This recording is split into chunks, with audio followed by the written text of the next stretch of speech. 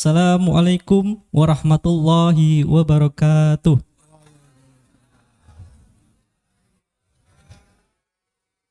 Hamdan wa syukrunillah wa ala ali wa man wala wa salatu wassalam ala rasulillah Muhammad ibni Abdillah wa ala alihi wa sahbihi wassalim. Rabbi shrahli sadri wa yassirli amri wahlul 'uqdatam min lisani amma ba'du.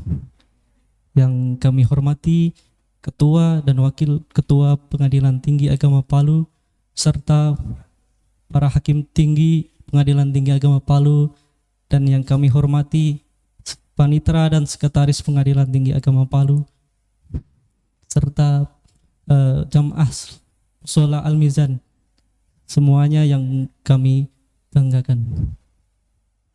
Alhamdulillahirabbil alamin. Puji syukur kita haturkan kepada Allah Subhanahu wa taala yang telah memberi rahmat dan nikmat serta kesehatan sehingga kita bisa berkumpul pada sholat duhur berjamaah ini. Salawat serta salam kita haturkan kepada Nabi Muhammad sallallahu alaihi wasallam yang kita nantikan syafaatnya di yaumil akhir. Semoga kita mendapat syafaat dari Nabi Muhammad sallallahu alaihi wasallam. Amin ya rabbal alamin. Untuk agenda pada kajian pada hari ini dengan judul atau tema "Ada apa dengan puasa Ramadan?" yang akan disampaikan oleh pembicara, yaitu Yang Mulia Wakil Ketua Pengadilan Tinggi Agama Palu, Bapak Dr. Andes Haji Abdul Ghafur SH MH. Kepada beliau kami persilahkan.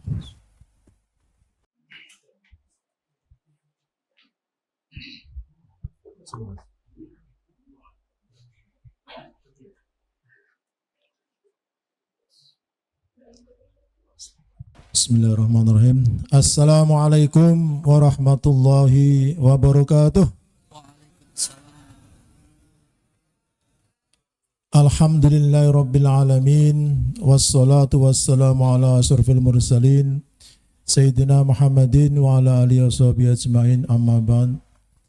Yang sama-sama kita muliakan Bapak Ketua Pengadilan Tinggi Agama Palu, yang sama-sama kita muliakan juga para Hakim Tinggi Pengadilan Tinggi Agama Palu, yang saya hormati Ibu Panitera, Bapak Sekretaris, seluruh pejabat struktural fungsional, dan seluruh pegawai Pengadilan Tinggi Agama Palu, singkatnya seluruh hadirin hadirat jamaah Busholat Al-Mizan Pengadilan Tinggi Agama Palu yang dirahmati Allah.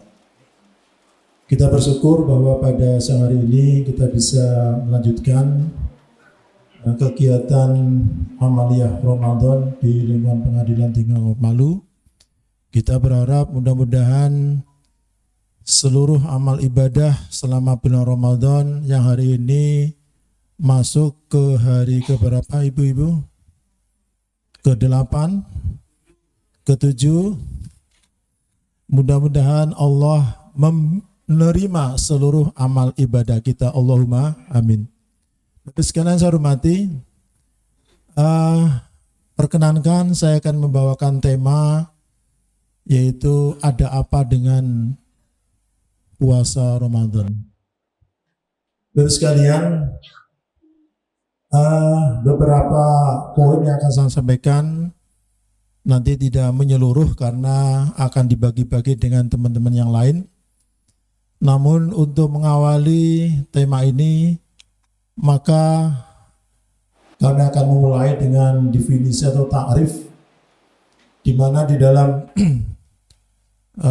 kitab Fathul Mu'in halaman 87 bahwa yang disebut dengan saum atau puasa secara bahasa adalah al-imsak, ya, atau menahan.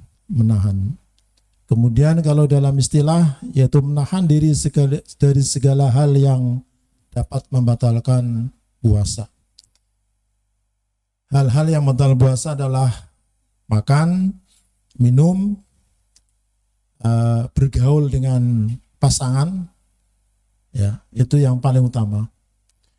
Kemudian puasa ini, puasa Ramadan terutama ya, itu diwajibkan pada bulan Sya'ban tahun kedua Hijriah. Artinya ketika Rasulullah sudah berada di Madinah. Artinya apa? Bahwa pada saat umat Islam berada di Mekah itu belum ada kewajiban puasa Ramadan. Ini. Selanjutnya, sebagaimana yang kita ketahui bersama bahwa kewajiban puasa Ramadan ini termaktub di dalam surat Al-Baqarah ayat 183 ya. Ya ayyuhalladzina amanu kutiba alaikumusyamu kama kutiba alal ladzina min qablikum la'allakum tattaqun. Ya orang-orang yang beriman, diwajibkan atas kamu berpuasa sebagaimana atas orang-orang sebelum kamu agar kamu bertakwa. Saya akan mencoba menyampaikan yaitu puasanya atau model puasanya umat terdahulu ya. Jadi secara psikologis kita diwajibkan berpuasa ini karena apa? Dulu itu ada umat juga sudah diwajibkan puasa sehingga kita merasa ringan. Nah, yang pertama, Nabi Adam itu sudah diwajibkan puasa ya. Ketika pada saat beliau itu turun ke bumi dari surga ya, dalam sebuah riwayat itu badannya hitam. Kemudian Jibril menawarkan kepada Nabi Adam, ya Adam, mau enggak supaya tubuhmu itu menjadi putih kembali seperti dulu pada saat di surga? Oh mau. Kalau mau maka puasa 3 hari. Ya 3 hari. Kemudian setelah puasa sehari, sepertiga tubuhnya Nabi Adam itu sudah mulai putih. Hari kedua, kemudian 2/3, dan hari terakhir adalah sudah putih semua. Ini kemudian apa yang kita kenal dengan puasa Ayyamul Bid. Ya. Jadi 3 hari puasa putih ini adalah sejarahnya ketika Nabi Adam. Kemudian yang kedua Nabi Daud. Ya. Selang-seling, hari ini puasa, besok tidak, dan sebagainya seperti itu. Ya. Kemudian puasanya umat Yahudi atau Nabi Musa itu pada tanggal 10 Muharram ya Hijriah ini. Dan yang terakhir adalah puasanya umat Nasrani itu sebenarnya sudah ada kewajiban puasa bulan Ramadan ya. Namun mereka mengubahnya ke musim panas atau dingin sesuai dengan kebutuhan mereka. Nah ini, jadi inilah salah satu penyelewengan ya oknum umat Nasrani ini ketika melaksanakan kewajiban puasa Ramadan. Selanjutnya, ya setiap bulan Ramadan kita selalu diperbincangkan dengan adanya bagaimana cara menetapkan awal bulan Ramadan. Ya. Dari beberapa penjelasan maka ada 2 ya. Yang paling utama adalah 2. Yang pertama adalah metode Ruqyatul Hilal. Sebagaimana yang dilakukan oleh Nahdlatul Ulama dan pemerintah. Kemudian yang kedua, metode hisab hakiki wujudul hilal. Ini adalah yang dari Muhammadiyah. Dan yang ketiga, ini yang terbaru ya, mulai bulan Juni 2025 ini adanya yang disebut dengan kalender Hijriah Global Tunggal atau KHGT yang diinisiasi oleh Ormas Muhammadiyah atau dalam bahasa Inggrisnya The Unified Global Hijri Calendar. Prinsipnya adalah bahwa hanya ada 1 hari, 1 tanggal untuk seluruh wilayah bumi. Ya. Kemarin itu kasusnya adalah ketika di Indonesia itu ya ketinggian hilal itu adalah di bawah ufuk. Namun ternyata menurut Ormas Muhammadiyah ini di Alaska itu sangat mungkin untuk adanya hilal. Yang penting wujud, ada wujud di atas ufuk meskipun di bagian dunia lain. Kebetulan kemarin adalah di Alaska. Oleh karena itu ketika kemarin ada 2 perbedaan, ini adalah hal yang biasa dan itu dimungkinkan di dalam ajaran agama Islam. Kemudian Bapak sekalian, ternyata kewajiban puasa Ramadan ini tidak main-main ya. Ada sebuah hadis, apabila ya ada orang yang sengaja meninggalkan puasa Ramadan ini, maka dia dianggap kafir, ya kafir. Nah, ini. Kemudian yang lain lagi, apabila ada orang yang sengaja di bulan Ramadan ini tidak melakukan puasa bukan karena adanya keringanan yang diberikan Allah, maka puasa yang ditinggalkannya itu tidak dapat digantikan meskipun dengan puasa 1 tahun penuh. Itu luar biasa. Jadi yang pertama siap-siap dianggap sebagai kafir, yang kedua tidak tergantikan meskipun dengan puasa setahun penuh. Itulah bahayanya bagi orang yang enggan berpuasa di dalam bulan Ramadan.